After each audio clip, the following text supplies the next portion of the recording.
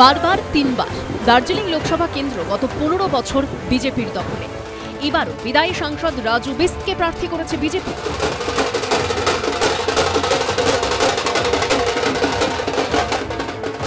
জোর কদমে চলছে প্রচার।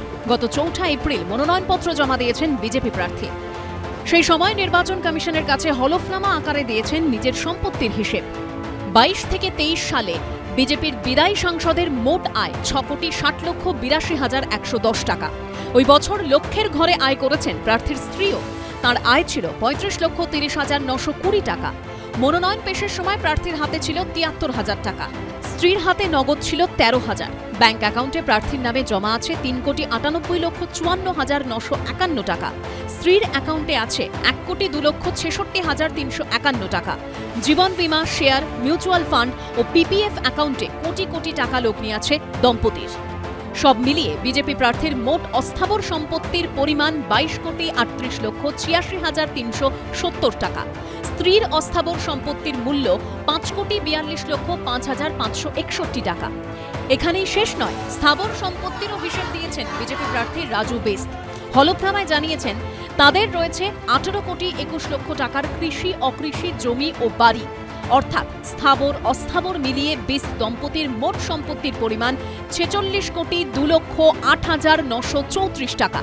হলফনামায় রাজু জানিয়েছেন তার নামে একাধিক ফৌজদারি মামলা রয়েছে, তবে কোনো মামলায় দোষী সাব্যস্ত হননি। এবিপি আনন্দ। কখনো ভাতের থালা নিয়ে মাঠেই বসে পড়ছেন, কখনো পৌঁছে যাচ্ছেন চা বাগানে, কখনো ঢু মারছেন বাড়ি বাড়ি।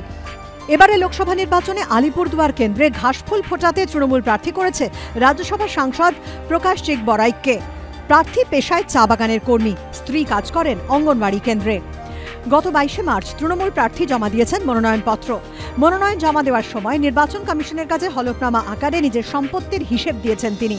সেই হলফনামা অনুযায়ী 2022-23 আর্থিক বছরে প্রকাশ আয় করেছেন 4,93,410 টাকা।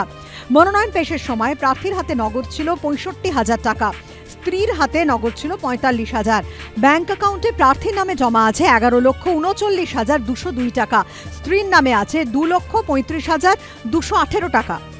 তৃণমূল প্রার্থীর কোনো গাড়ি নেই, তবে স্ত্রীর নামে আছে 2টি 2 চাকা, যেগুলোর দাম 1,90,000 টাকা। দুজনের নামে অলংকার আছে 2,80,000 টাকার। সব মিলিয়ে তৃণমূল প্রার্থীর মোট অস্থাবর সম্পত্তির পরিমাণ 12,88,203 টাকা। তার স্ত্রীর অস্থাবর সম্পত্তির পরিমাণ 6,66,218 টাকা। শুধু অস্থাবর সম্পত্তি নয়, হলফনামায় স্থাবর সম্পত্তিরও হিসেব দিয়েছেন প্রকাশজিৎ বড়াইক। তৃণমূল প্রার্থী হলফনামায় জানিয়েছেন তার কোনো জমি বা বাড়ি নেই। স্ত্রীর নামে থাকা জমির বর্তমান মূল্য 5 লক্ষ টাকা। স্থাবর অস্থাবর মিলিয়ে বড়াইক দম্পতির সম্পত্তির পরিমাণ 24,54,421 টাকা।